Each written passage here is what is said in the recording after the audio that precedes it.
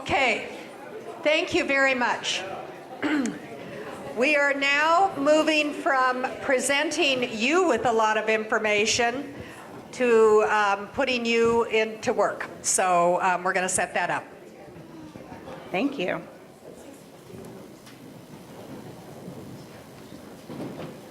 Okay, so I keep promising you that we're going to have some fun and games, and I'll continue to promise we are. But before we do that, we just want to do a little bit of recapping of where we have come before the break so we don't lose the momentum that we've gathered. So we started our conversation today saying that we were going to focus on kind of 4 key ideas that are a part of, scoot this back a little bit, 4 key ideas or 4 key framing shifts or framing strategies that our research is interested in helping people adopt. And I just want to recap what those 4 are and talk about kind of why we focused on those, how we got there, and then I promise the fun and games will begin. So we set up today really saying that we are trying to get a conversation about availability, so why we need to create more homes, make homes available into this larger public conversation about housing. So that's the first kind of big shift that we talked about. And then the other 3 strategies that we talked about today are really helping us make that shift towards availability. So we talked about the fact that appealing to fairness and interdependence, that our communities are a unit, and that what is good for one person in our communities is good for all, and that we want our communities to function this way, that using values is an important part of making the case for making homes, and homes that are affordable, available. We talked about the idea that we want to be really specific about how either policies we want to adopt or policies that we have in place now affect availability. And one of the questions we got during the break, or comments we got during the break, is what kinds of policy explanations did you test? So did you look at policies that talk about advantaging some groups as well as disadvantaging some groups? And so the answer is all that yes, so different types of policy explanations do work, and building policy explanations that have examples of specific solutions and specific policies is an effective framing step. And then the last strategy that we talked about is striking this balance between urgency and efficacy. So saying yes, we have a problem, and there are things that we can do to address these problems. So we zipped through these 4 things earlier today, but I just want to reset that there's a reason why we come on. Okay.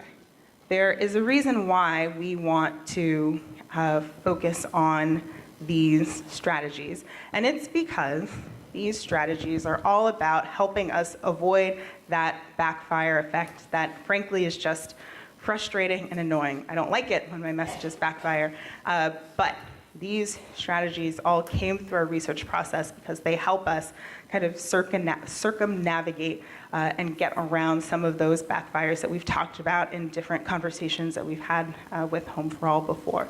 So one of the reasons why, or the big reason why we want to talk about making homes available, making places to live available, is because that type of problem statement and that type of framing has helped us shift a conversation away from personal responsibility, individualism, what it is that people do or don't do.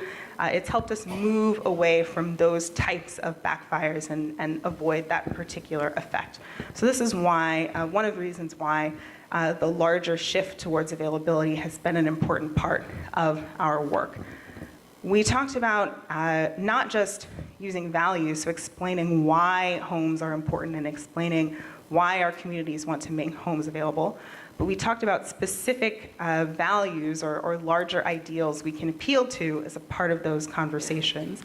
And so regional interdependence and fairness were a part of our testing because they helped us provide an explanation of why this work is important that's an alternative to saying this work is important because we're in a crisis. So that reason why backfires, and we want to look for other ways of explaining why this work is important.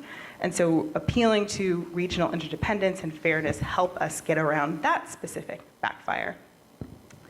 We are interested in making the case that there are specific steps that we take to make homes available, or that policy affects whether or not homes are available, because we want to continue to avoid that crisis backfire, or the idea that there isn't anything we can do about this, or that even if we do try and implement solutions, that implementing solutions for one person means that someone else is going to have to suffer. So that kind of zero-sum thinking backfire is something that policy explanations and talking about solutions helps us avoid. And lastly, we're interested in striking this balance between, yes, we have a problem, and yes, there's something we can do, because we want to continue to avoid that oh-so-pesky crisis and fatalism backfire. So we know that there are steps that communities are taking, there are things that we can do, and talking about those and adding those into our messaging is a part of avoiding the crisis and fatalism backfire effect. And so the overall kind of package here is that when we are looking for framing strategies, so ways of presenting information, we are always trying to find those strategies that help us avoid backfire effects or help us avoid other assumptions that are frankly unproductive or might be getting in the way of the type of public will that ultimately we're trying to help our partners find. And so the 4 strategies that we've talked about today are all different ways of presenting information that connect back to some type of backfire or kind of frustrating response that we are trying to move away from or trying to quell.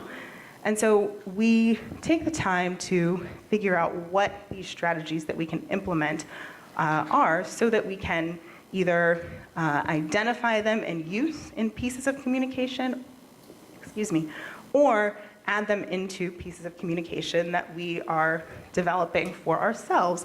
And so that's where the fun and games of today's presentation come in, because in order to practice implementing, we have to know what kinds of strategies we're looking for and what kinds of strategies we definitely want to avoid. So now we're closer than we've ever been to the fun and games. Okay. So in a few moments, I'll talk you through the specific instructions for the game we're going to play, and this is part of the big reveal. We're going to do a little bit of a framing scavenger hunt. So you're going to be looking for specific framing strategies and trying to find as many as you can, if there are examples of them. But I want to practice this first. So the game that we're going to play, like any good scavenger hunt, you're going to have clues or something that you need to find, right? That's what scavenger hunts are all about. So, and we'll walk through the instructions in a moment, but just to give you a sample of what this looks like.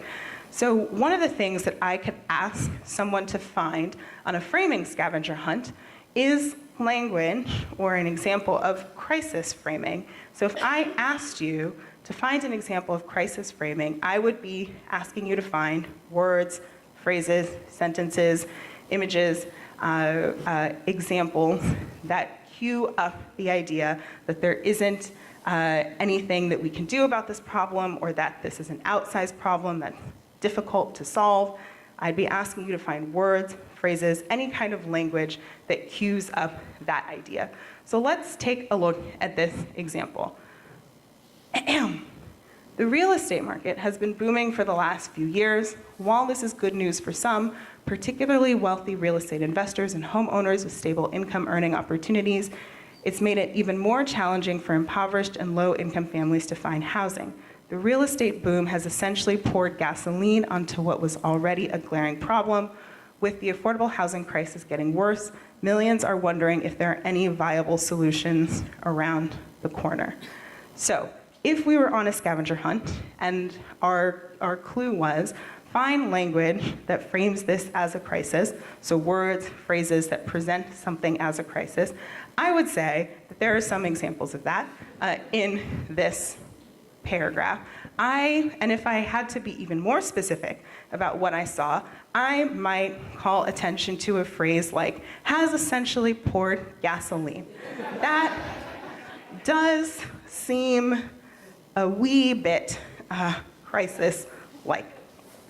I also might call attention to the way that this ends. So wondering if there are any viable solutions around the corner. I might call attention to that phrase as well. I could even say with the affordable housing crisis getting worse. So there are multiple cues in this specific example. And I'm not saying that one is more right than the other. There are multiple pieces of language or multiple instances in this example that kind of call out crisis or call out crisis framing. Because again, framing is looking for words, phrases, images, any kind of language that cues something up. So let's look at another example.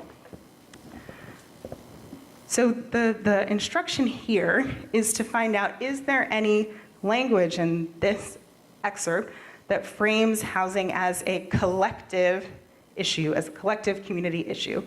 So here's the example we have.